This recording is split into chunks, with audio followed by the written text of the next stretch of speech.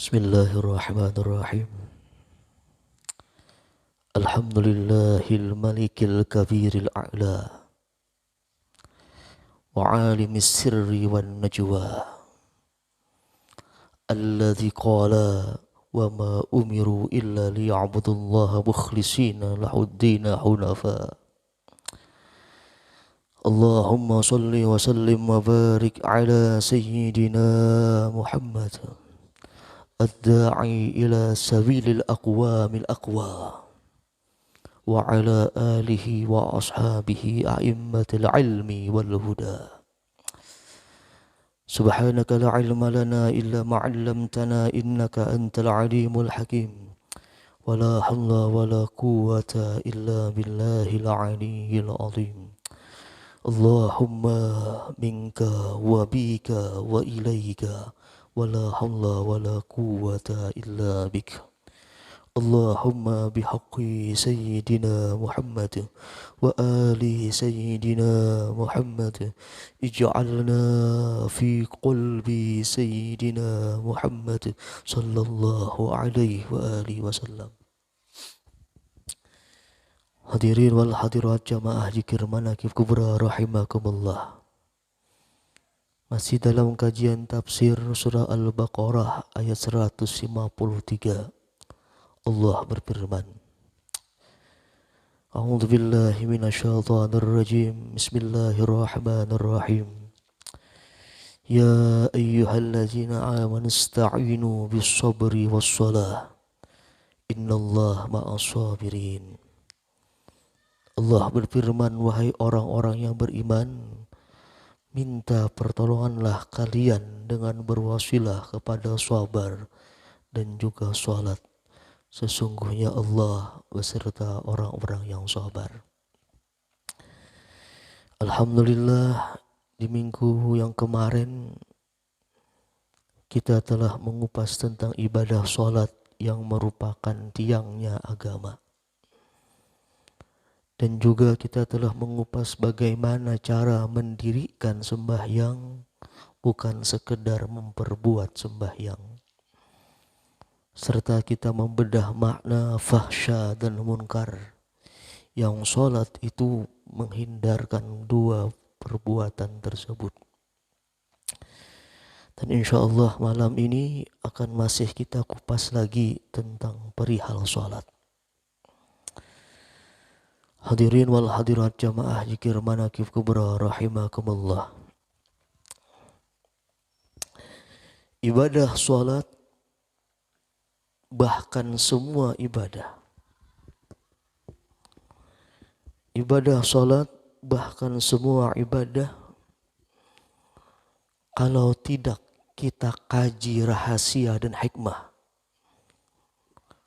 pasti semua ibadah tersebut akan terasa capek dan juga lelah. Pasti akan terasa capek dan juga lelah, dan jauh dari rasa nyaman dan juga gairah. Karena kita tidak memahami makna dari sebuah ibadah.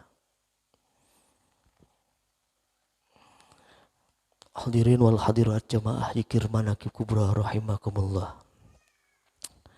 Untuk memahami makna dari ibadah salat, kita kudu paham dulu apa makna ibadah dan apa syarat utama dalam sebuah ibadah.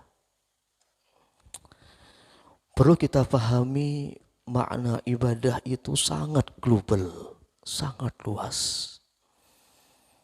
Makna ibadah ini maknanya sangat global, sangat luas.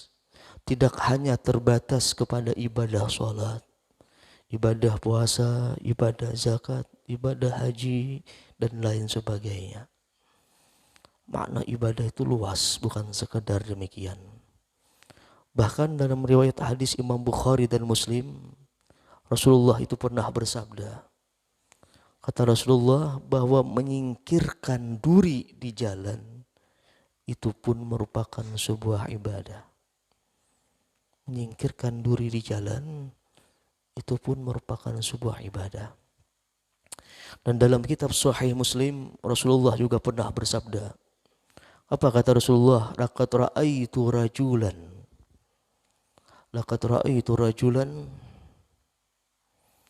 yataqallabu fil masjid.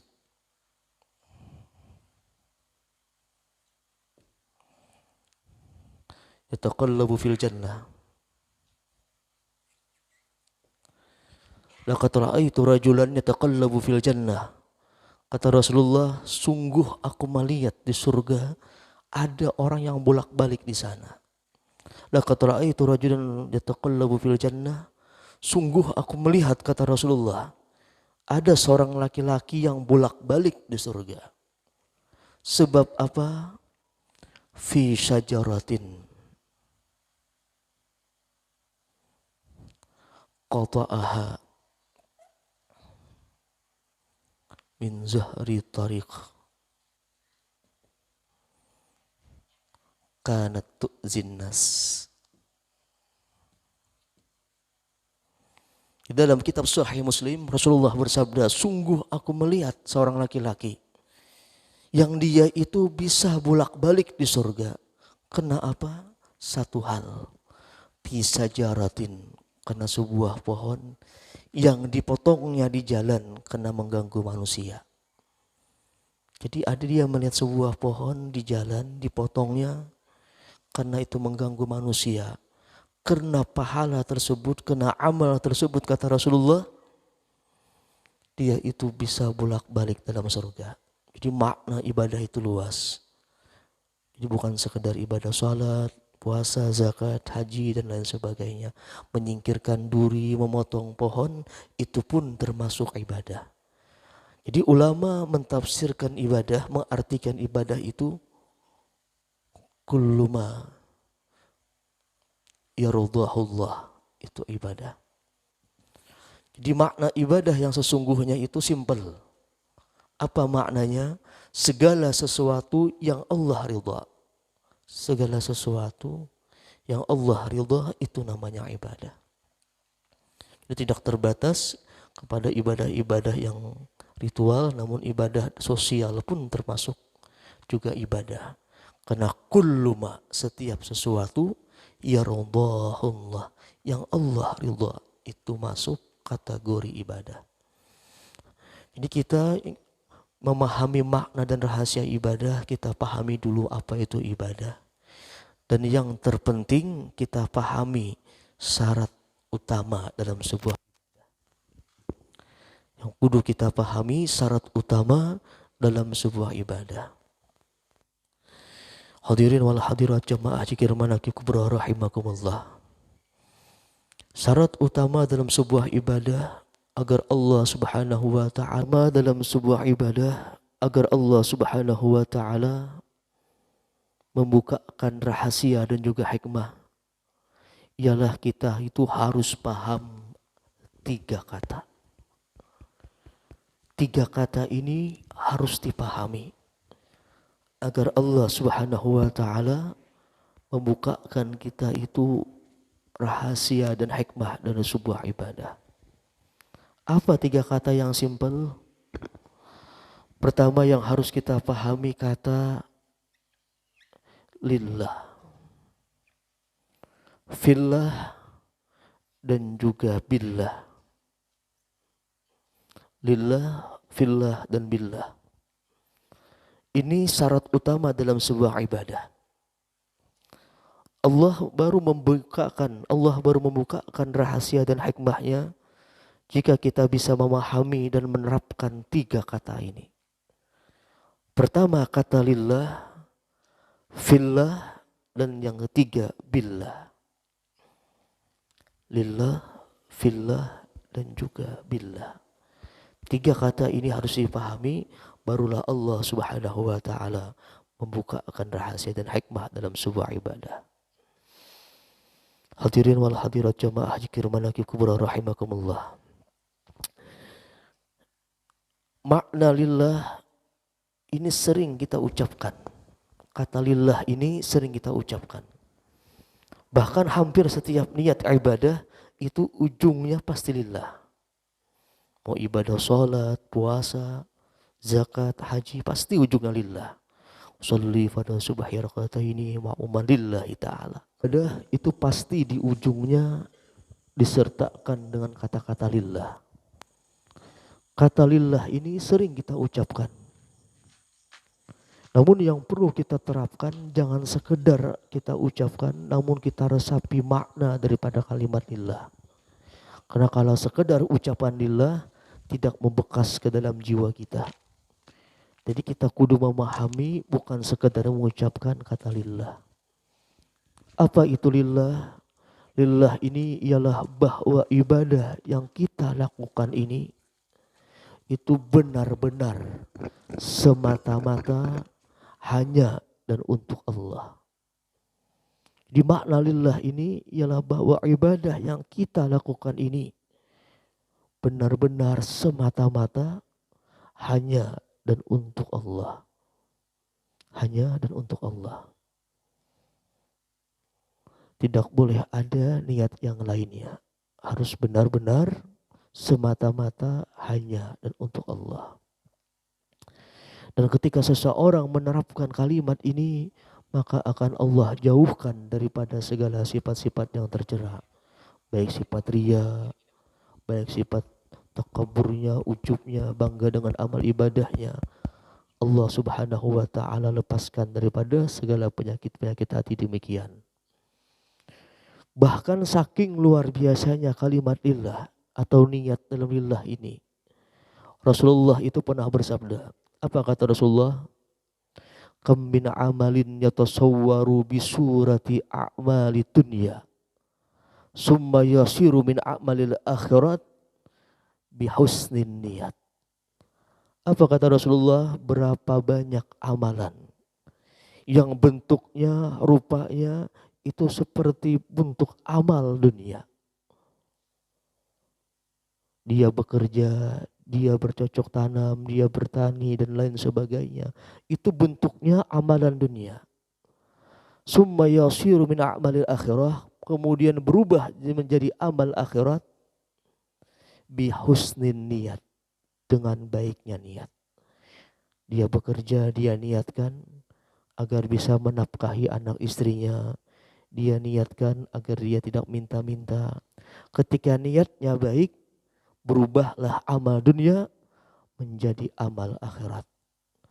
Begitu juga kata Rasulullah sallallahu alaihi wasallam, kam min amalin yatasawwaru bi surati a'malil akhirah summa yasir min amali dunya bisu'in niat.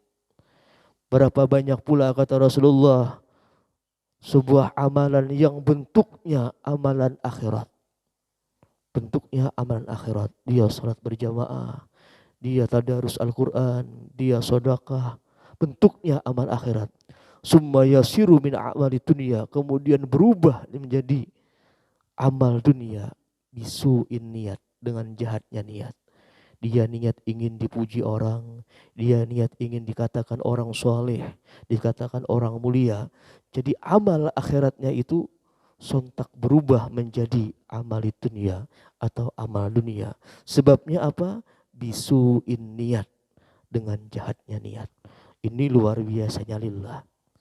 Tata dulu pertama yang kita kudu pahami, kata yang pertama yang kudu kita pahami itu lillah. Usahakan semua ibadah kita ini benar-benar semata-mata hanya dan untuk Allah. Hadirin wal hadirat jamaah zikir manaqib kubra rahimakumullah. Kata yang kedua yang kudu kita pahami agar Allah subhanahu wa ta'ala membukakan rahasia hikmahnya ialah kata fillah. Kata fillah. Apa makna fillah ini? Bahwa ibadah yang kita lakukan ini menurut aturannya Allah. Jadi menurut aturannya Allah. Jadi kita beribadah harus sesuai apa aturan yang diberlakukan oleh Allah dan juga Rasulnya. Fillah. Ibadah kita harus sesuai aturan Allah. Al-Imam Fudail bin Iyad, beliau pernah menyikapi makna fillah ini. Makna lillah dan makna fillah. Fudail bin Iyad ini adalah muridnya Imam Ja'far Shadiq, murid lagi oleh Sulaiman At-Tamimi. Namun Fudail bin Iyad ini guru dari Imam kita Syafi'i. Guru dia juga daripada Imam Al-Humaidi, Ibnu Mubarak dan lain sebagainya.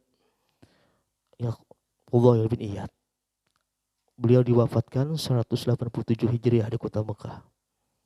Apa kata Fudail bin Iyad ketika menyikapi makna lillah dan juga makna fillah? Kata Imam Fudail bin Iyad, kata beliau, sesungguhnya amal ibadah yang ikhlas lillah. Ibadah yang lillah, yang ikhlas itu namun tidak sesuai dengan aturan Allah, tidak fillah, maka ibadah tersebut tidak diterima Allah. Dia sudah ikhlas, dia sudah lillah. Namun kata Imam Fudail bin Iyad, ketika dia tidak fillah, tidak sesuai aturan Allah, maka ibadahnya pun tidak diterima Allah. Begitu pula kata Imam Fudail bin Iyad, orang yang ibadahnya sesuai aturan Allah, ibadahnya sudah fillah. Namun kata beliau tidak lillah, tidak ikhlas, maka amal tersebut pun juga tidak diterima Allah. Jadi kata beliau harus dua, ibadahnya ikhlas lillah dan sesuai aturan Allah atau fillah. Kalau salah satunya tidak ada, maka ibadahnya tidak diterima Allah Subhanahu wa taala. Ini ditegaskan oleh Imam Fudail bin Iyad.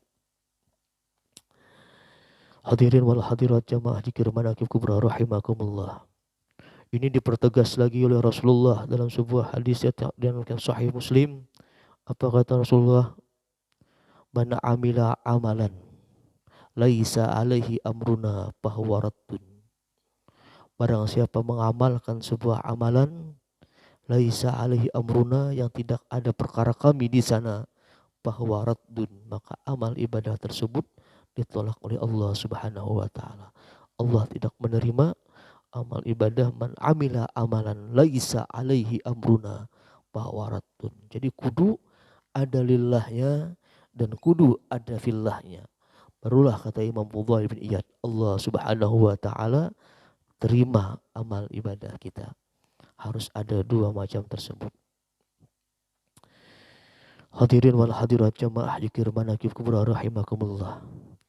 Terus kata yang terakhir, agar Allah Subhanahu wa taala membukakan rahasia dan hikmahnya dalam sebuah ibadah, ialah kita kudu memahami atau mengkaji makna billah. Lillah, fillah, dan billah. Billah ini dengan pertolongan Allah. Jadi orang yang bisa ibadah, orang yang melakukan ibadah, dia itu harus meyakini bahwa kemampuannya melakukan ibadah ini itu berkat dan pertolongan, berkat daripada pertolongan dan kasih sayang Allah. Dia harus meyakini bahwa kemampuannya dia mau mampu beribadah ini itu murni dari berkat dan pertolongan serta kasih sayang Allah atau rahmat Allah. Harus meyakini demikian.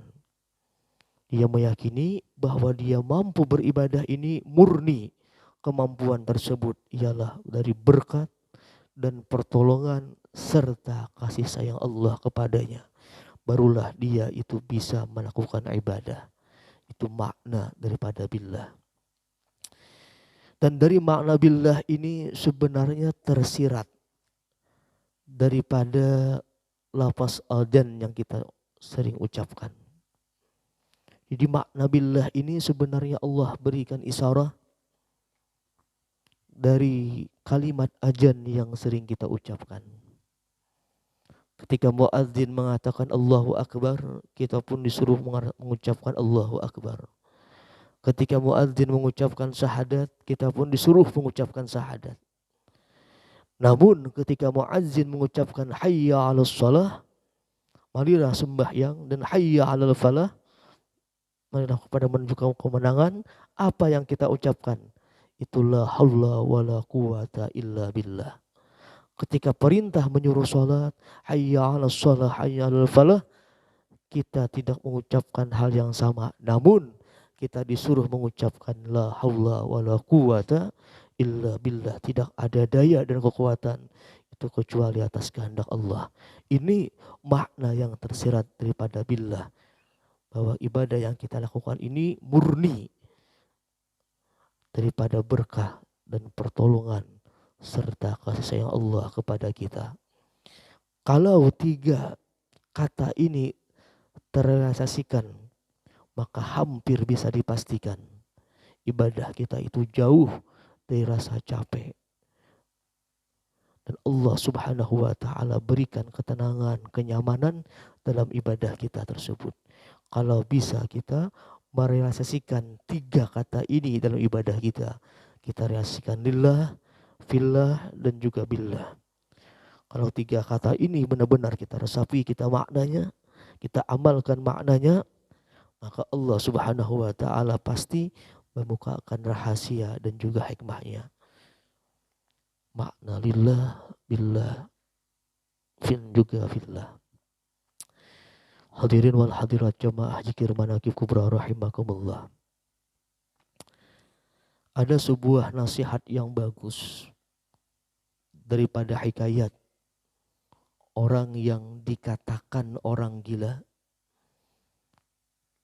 namun sebenarnya waras daripada orang yang waras. Jadi ada sebuah hikayat daripada Qais bin Mulawwah. Nama beliau ini ialah Qais bin Mulawwah. Namun gelarnya adalah Majnun, orang yang gila. Nama beliau Qais bin Mulawwah. Namun gelarnya Majnun atau orang yang gila karena beliau itu gilanya, saking gilanya mencintai Laila. Jadi gelarnya Majnun. Padahal Laila ini orangnya bisa dikatakan jelek. Bahkan kulitnya hitam legam. Namun karena rasa cintanya si Qais bin Mulawwah ini membuat kekurangan yang dimiliki Laila merupakan sebuah kelebihan. Karena pandangan mata Qais adalah pandangan cinta, bukan pandangan benci. Ada hikayat yang bagus perihal sholat daripada Qais bin Mulawwah ini. Bahwa Qais bin Mulawwah ini pernah lewat di depan beberapa orang yang sedang sholat. Dan Qais ini duduk tepat di depan mereka. Jadi ada beberapa orang sholat, Qais ini duduk di depan mereka yang sedang sholat. Merasa Qais duduk di depan mereka, orang-orang yang sholat ini merasa tidak nyaman. Merasa terganggu kekhusyuannya karena di depannya itu ada orang gila. Ada Qais yang bergelar Majnun atau orang gila. Selesai salam, orang-orang yang sedang sholat ini langsung memarahi Qais. Dan mereka mengatakan, wahai orang gila, wahai Qais, wahai orang gila, kenapa engkau itu lancang duduk di depan kami yang sedang sholat? Kamu itu sedang mengganggu kekhusyuan kami. Kamu itu sedang mengganggu ibadah kami kepada Allah. Karena kamu duduk di depan kami. Apa jawaban Qais ketika orang-orang tersebut marah kepadanya? Qais tidak membalas marah dengan marah. Malah Qais memberikan sebuah nasihat yang sangat bijak. Apa nasihat Qais kepada orang-orang tersebut? Qais mengatakan, apakah kalian itu benar-benar sholat? Apakah kalian itu benar-benar munajat kepada Allah? Saya pikir kalian semua berdusta. Saya rasa kalian semua berdusta. Ketika mendengar jawaban Qais, tambah marah orang-orang sholat tersebut. Mereka tambah marah lagi dengan jawaban Qais. Mereka mengatakan, kamu memang dasar orang gila. Kami jelas-jelas sholat. Masa kamu katakan tidak sholat? Di mana kamu mengandak mata kepalamu?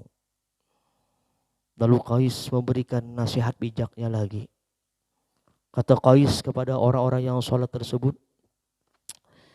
Kata Qais, aku, kata beliau, ketika memasuki kampungnya Laila, aku tidak pernah memandang kiri dan kanan, muka dan belakang.